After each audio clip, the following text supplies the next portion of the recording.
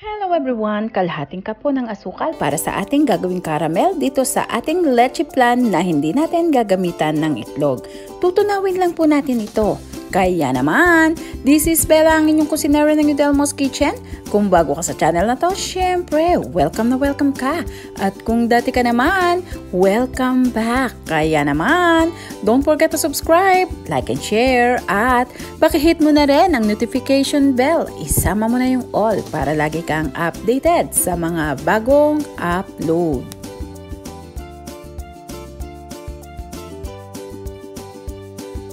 Haluin lang po natin ito hanggang sa matunaw. Ang apoy po natin ay medium heat para po safe.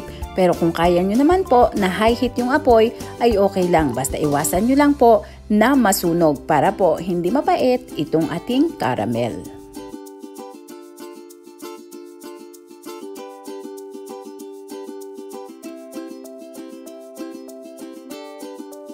At ngayon naman, kapag tunaw na po na ganito, lagyan naman natin ng 1/4 cup na tubig. At eto po, warning, dobling ingat lang po kayo kapag naglagay kayo ng tubig dito sa ating tinunaw na asukal dahil tumatalsik po ito minsan, napakasakit po kapag tinamaan kayo sa balat. At hahaluin lang po natin hanggang sa maging foamy or magkaroon ng ganitong bula-bula. At kapag ganito na po, ay okay na siya, isalin na natin sa isang molder kung saan natin lulutuin or i-mold yung ating leche flan na walang itlog. So pwede po pala ang leche flan na walang itlog. Parehas na parehas po ng lasa ng natural na leche flan. Instead po na itlog ang ating gagamitin ay all-purpose cream po. Ikalat lang po natin itong ating caramel hanggang sa masakop yung buong ilalim ng ating molder na gagamitin. 2 cup na evap milk po naman ang ilagay natin sa isang kawali kung saan natin lulutuin itong ating leche flan. Samahan po natin ng isang lata ng all-purpose cream, 370 ml po ito. At pwede po kayong gumamit ng kahit anong brand ang gusto nyo gamitin. Ito lang po yung available sa lugar namin kaya Angel all-purpose cream po ang aking ginamit. Hindi po ito sponsor. Lagyan din po natin ng kalahating cup na condensed milk. Pero pwede po kayong magdagdag at pwede rin po kayong magbawas. Depende po sa tamis na inyong gusto. Lagyan din po natin ng isang pack 25 grams Mr. Gulaman. Kulay puti po yung aking ginamit pero pwede po kayong gumamit ng dilaw.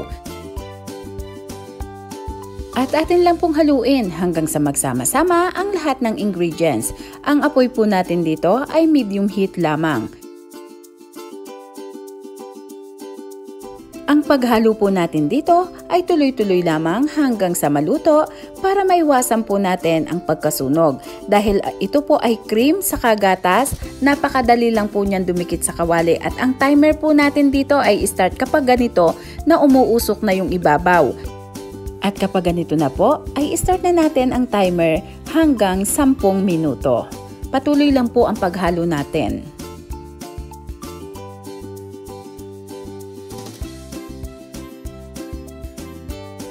At after po ng 10 minutes, lagyan naman natin ng 1 tablespoon na vanilla. Haluin lang po nating mabuti. At once na sumama na po ang ating vanilla dito sa ating mixture, ay okay na po ito.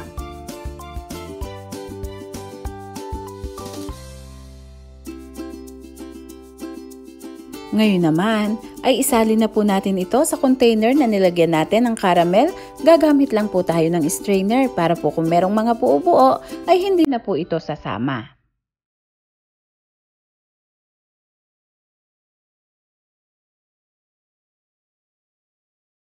At yung mga bubbles po sa ibabaw ay tusok-tusukin lang po natin ng toothpick. At kapag okay na po, ay atin naman pong papalamigin. Mga 2 oras po or ilagay po natin sa fridge. At kapag malamig na po, ay ito na. Atin namang isalin sa isang serving tray.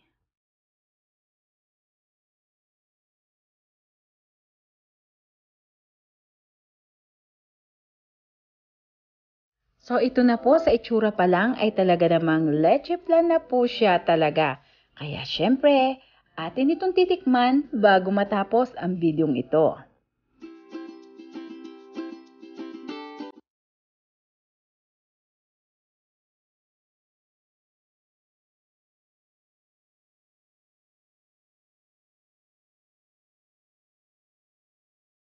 Ito po yung itsura ng loob niya. Para po siya talagang leche flan with egg. Ang ipinagkaiba lang po ay texture. Kasi nga ginamitan natin to ng gelatin or Mr. Gulaman. So, texture niya is parang gulaman po. Pero yung lasa ay nahahawig din po siya sa leche flan. Kaya kung may allergy po kayo sa egg or bawal kayong kumain ng itlog, pero gustong-gusto nyo ng leche flan, ito po ang alternative or substitute sa leche flan na pwedeng-pwede nyong kainin. Kaya naman, mega love shoutout po sa mga sumusunod. Mega love shoutout to Lorna Lara at sa iba pang mga taga-Imus, Cavite. Maraming salamat po sa walang sawa niyong suporta sa Yudelmo's Kitchen. Kasama rin natin si Noe Acerbo. Mega love shoutout po. Thank you so much. And then, nandito rin po si Aljen Joy Estember. Thank you so much, Aljen, sa lagi mong pagsubaybay at pagsuporta sa Yudelmo's Kitchen. Siyempre, kasama rin po natin si Miss Cora Del Mundo. I-reply ko po yung yung question nyo mamaya dun sa comment section. At nandito rin po si Miss Jen Consigna. Mega love shoutout. Thank you so much po sa inyong lahat na patuloy na sumusuporta sa Yudelmo's Kitchen. Kaya naman, maraming salamat pong muli. Bye-bye at mag-ingat po tayo.